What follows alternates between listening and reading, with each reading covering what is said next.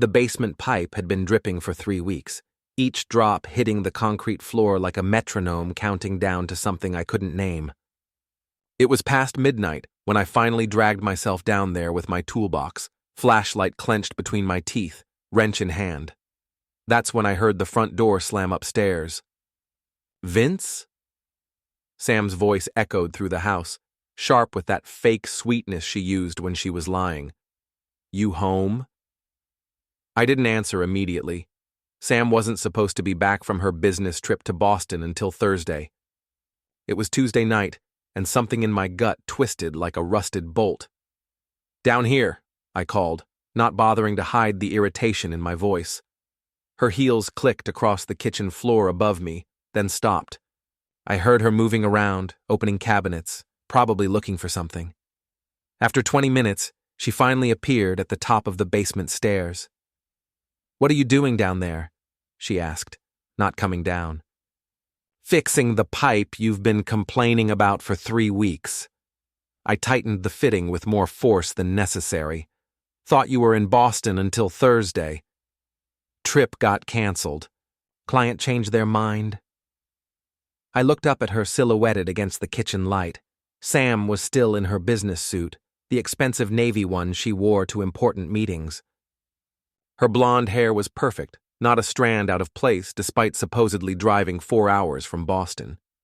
Her makeup was fresh. "Where's my phone, Vince?" "I can't find it anywhere." "On the roof." She laughed that nervous laugh she did when she thought I was joking. "Very funny. Seriously, where is it?" I stood up, wiping my hands on an old rag. "I'm not joking, Sam. It's on the roof. Threw it up there around 6 o'clock. Her face went white. "You what? Why would you do that?" "Same reason I changed all the passwords to our accounts. Same reason I had Jean tow your car. Same reason your stuff is packed in boxes by the front door." The silence stretched between us like a taut wire. Sam's mouth opened and closed like a fish gasping for air. "I don't understand," she whispered. "Sure you do." I walked past her up the stairs, not bothering to clean up my tools. "You understand perfectly." In the kitchen, I opened the refrigerator and pulled out a beer. Sam followed me, her heels clicking frantically on the linoleum. "Vince, what is this about? Are you having some kind of breakdown?" I took a long drink of beer and looked at her. Really looked at her. The woman I'd married 12 years ago, who used to laugh at my stupid jokes and didn't care that I worked with my hands for a living. That woman was gone, replaced by this stranger who thought I was too stupid to notice when she was lying. "Derek Sims," I said quietly. Sam's face crumpled. "Oh, God." "Yeah, oh, God." I set my beer down on the counter. 3 months, Sam.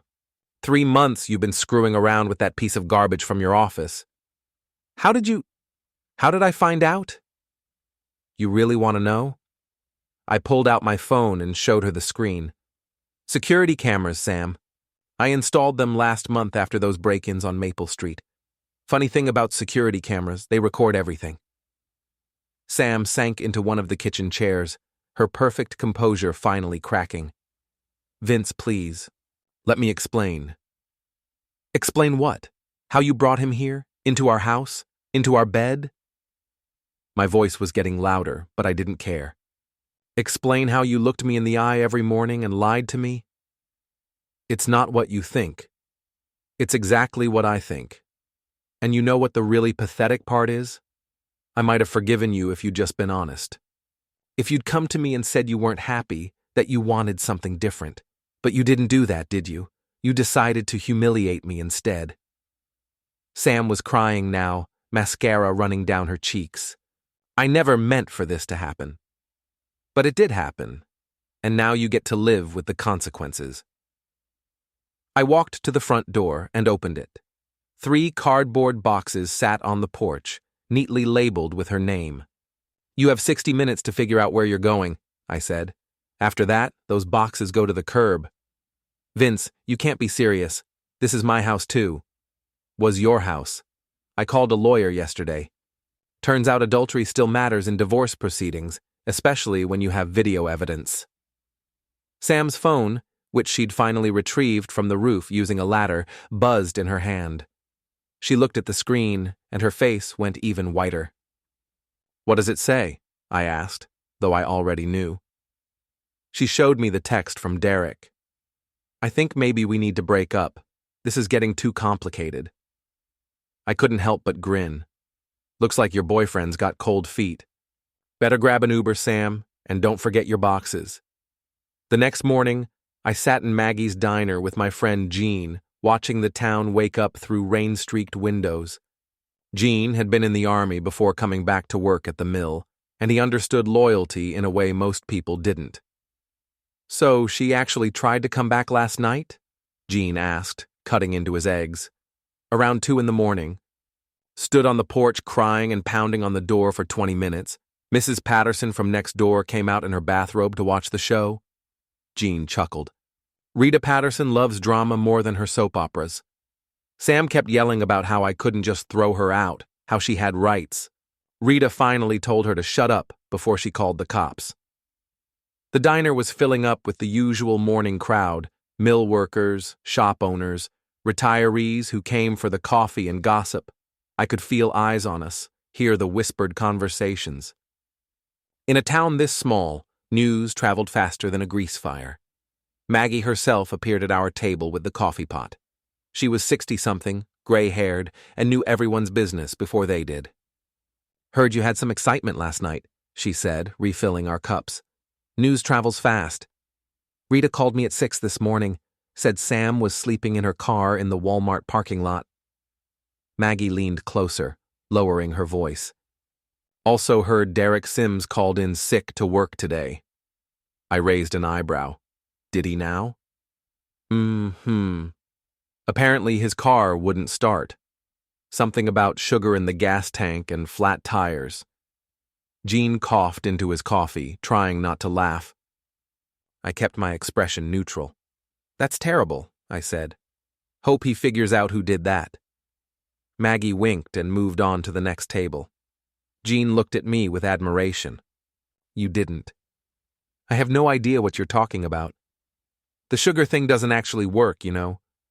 "Maybe not. But the psychological effect is priceless. Plus, I may have written cheater in mud on his windshield." We finished breakfast and headed back to my house. I had work to do, a kitchen renovation for the Hendersons that I'd been putting off. But first, I wanted to check the security footage from last night. The cameras had captured everything. Sam returning to the house at 2 a.m., trying her key and finding the locks changed, her pounding on the door, the tears, the phone calls. And then, around 3 a.m., Derek's BMW pulling up to the curb. "Look at this," I told Jean, pointing to the screen. Derek got out of his car and approached Sam. Even without audio, their body language told the story. He was angry, gesturing wildly. She was pleading, reaching for him. He pushed her hands away and got back in his car. Sam ran after him, but he drove off, leaving her standing in the rain. "Cold," Jean said. "Colder than a well-digger's ass in January." My phone rang. Sam's number. "What do you want?" I answered. "Vince, please. Can we talk? I know I messed up, but we can work this out." "Nothing to work out, Sam. You made your choice. I chose wrong. I see that now. Derek, he won't even talk to me anymore. He says it's over." Shocking. A man who cheats with a married woman turns out to be unreliable. Who could have seen that coming? "Don't be cruel." "I'm not being cruel, Sam. I'm being honest. Something you might want to try sometime. I need to get some more of my things from the house. Make a list. I'll leave whatever you need on the porch." "What about my car?" "What about it?" "Jean towed it." "I need it back." I looked at Jean, who shook his head. "Impound fees," I said. "Plus storage. Should run about $600. $600? That's robbery. That's business. You want your car? Pay the fees." I hung up and turned back to the security monitor. The cameras showed Sam's car still parked at the Walmart, Sam presumably sleeping inside. It was pathetic, but I couldn't bring myself to feel sorry for her. "You know she's going to try to turn people against you," Jean said. "Let her try. Half the town already knows what she did. The other half will know by lunch." As if on cue, my phone buzzed with a text from Rita Patterson. "Heard from Maggie about the situation. Good for you, honey. That girl never deserved you anyway." By Thursday, the whole town was talking. I couldn't go anywhere without someone stopping me to offer sympathy or ask for details. At the hardware store, at the gas station, even at the post office, everyone had an opinion about Sam and Derek. The funny thing was, most people were on my side. Sam had never been popular in town. She'd made it clear she thought she was better than everyone else, with her college degree and her corporate job. People remembered that, and they didn't appreciate being looked down on. Derek was even less popular. He'd grown up here but left for college and came back acting like he was doing the town a favor. He drove a BMW, wore expensive suits, and hit on every woman under 40. The fact that he was willing to break up a marriage just confirmed what most people already thought about him. I was replacing a bathroom faucet for Mrs. Chen when she brought up the subject. "That wife of yours," she said, shaking her head. "Always thought she was too good for the rest of us. She's not my wife anymore, Mrs. Chen. Or won't be soon. Good riddance, you're better off without her." It was the same everywhere I went. The sympathy was nice, but it wasn't enough. I wanted more than just the town's approval. I wanted Sam and Derek to understand what they'd cost me, not just my marriage, but my trust, my peace of mind, my faith in the person I'd thought I knew better than anyone. That's when I decided to take things up a notch. Duke Doyle had been a cop for 30 years before retiring and starting a private investigation business. He mostly did insurance fraud cases and background checks, but he owed me a favor from when I'd renovated his kitchen for free. "I need you to dig up everything you can on Derek Sims," I told him over lunch at Maggie's. "What kind of everything? Financial records, employment history, personal relationships, anything that might be useful?" Duke raised an eyebrow. "This about your wife?" "Ex-wife. And yeah, it's about her. But mostly it's about him. You planning to do anything illegal with this information?" "Nothing illegal. But I can't promise it'll be nice." Duke grinned. "Give me a week." While I waited for Duke's report, I kept myself busy with work and planning. The security cameras had given me hours of footage of Sam and Derek together, but I needed more than just evidence of the affair. I needed leverage. That's when Sam made her first real mistake. She called me Friday evening, drunk and crying. "Vince, I'm so sorry. I know I hurt you, but I'm hurting too. Derek won't see me, won't take my calls. I lost my best friend, my marriage, everything. You didn't lose anything, Sam. You threw it away. I want to come home. You don't have a home here anymore. Please, I'll do anything. I'll quit my job, we can move somewhere else, start over." "It's too late for that." "It's not too late. We can go to counseling, work through this." I almost felt sorry for her. Almost. "Sam, let me ask you something. When you were screwing Derek in our bed, did you think about me at all? Did you wonder how I'd feel if I found out?" Silence. "Did you laugh about it? Did you and Derek joke about what a fool I was?" "No, Vince. It wasn't like that." "Then what was it like? Help me understand how you justified it." I don't know. I felt trapped, like my life wasn't going anywhere. Derek made me feel important, special. And I didn't? You did, but it was different. You knew me too well. There was no mystery, no excitement. So you decided to find excitement by betraying everything we built together. I made a mistake. No, Sam. A mistake is forgetting to pick up milk at the store. What you did was a choice, a series of choices made over months to lie to me and humiliate me. She was sobbing now, but I felt nothing. The woman I'd loved was gone. replaced by this stranger who'd destroyed our life together for a few moments of excitement. "I have to go," I said. "Don't call me again unless it's about the divorce." I hung up and poured myself a whiskey. Outside, it was starting to rain again, the drops hitting the window like tears I refused to shed. Duke's report arrived the following Tuesday, and it was better than I'd hoped. Derek Sims wasn't just a cheater, he was a fraud.